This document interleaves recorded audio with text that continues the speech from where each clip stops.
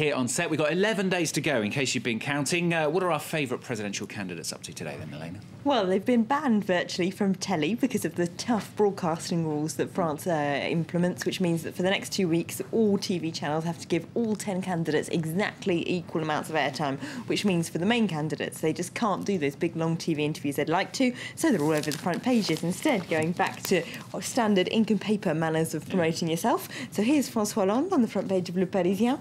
Headline says that it's the last moment, it's at the last moment rather, that you decide who to vote for. So he reckons it's all still to play for. He's interviewed there by a panel of Le Parisien's readers who ask him all kinds of tough questions, from what's he going to do about the unemployment of older people to is he going to marry girlfriend Valérie Trierweiler. He wouldn't be drawn on the latter one. Vital issues. Vital issues, but he did come up with plenty of suggestions for the earlier questions. The panel were generally quite impressed with him, even the ones who don't necessarily plan on voting for him. They say he comes across as very down-to-earth, very normal, very approachable, very different, of course, from Nicolas Sarkozy, who's famously got that image of the bling-bling president he's been desperately trying to get away from all campaign. Hollande, though, they say, seems to have been media coached within an inch of his life. He's very careful not to say anything that could be badly interpreted or improvised too much. Now, rumour has it, and we must stress, it is just a rumour, isn't it? But the rumour is that Hollande refused to give an interview to Le Figaro. Yes, now, they famously haven't interviewed any figures from the Socialist Party since the beginning of the campaign, about 6 months ago, and have been carrying out a really very partisan pro-Sarkozy line. Now, Hollande, apparently, they did offer to interview him for today's issue, and he said no. We don't quite know if that's true or not, but they certainly didn't try and balance up their quota of socialists too much with their choice of cover star. They've got Nathalie Cuscu-Morizet, of course, is Nicolas Sarkozy's spokeswoman on the front page.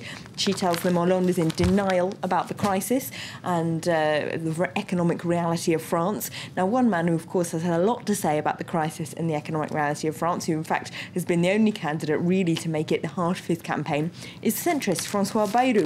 He's on the front page of Libération. Unfortunately, that argument isn't going down particularly well with voters. His poll figures have collapsed, and they're now below 10% for the first time in 6 months.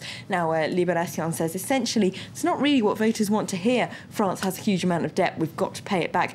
He refuses to make any promises. He just tries to remain on an economically balanced level as much as possible. It's not really working. He also isn't all that charismatic, and there might just not be that much ground in the centre, the paper says. So he's not doing terribly well, despite the fact that he's popular. No one actually wants to vote for him. This issue of money and can the candidates actually finance their promises is also in the satirical paper Le Canard Enchaîné. It says the candidates boycott the calculators inside, and they reckon that both main candidates, Sarkozy and Hollande, have got massive amounts of unfinanced promises. And Sarkozy particularly has apparently estimated the cost of his plan to cut companies' taxes if they hire older people, but underestimated them rather by half. And he also plans to cut France's contributions to the EU by 20%, which is actually banned under EU law. OK, and you've also pulled out an analytical piece. This is from L'Humanité about the young.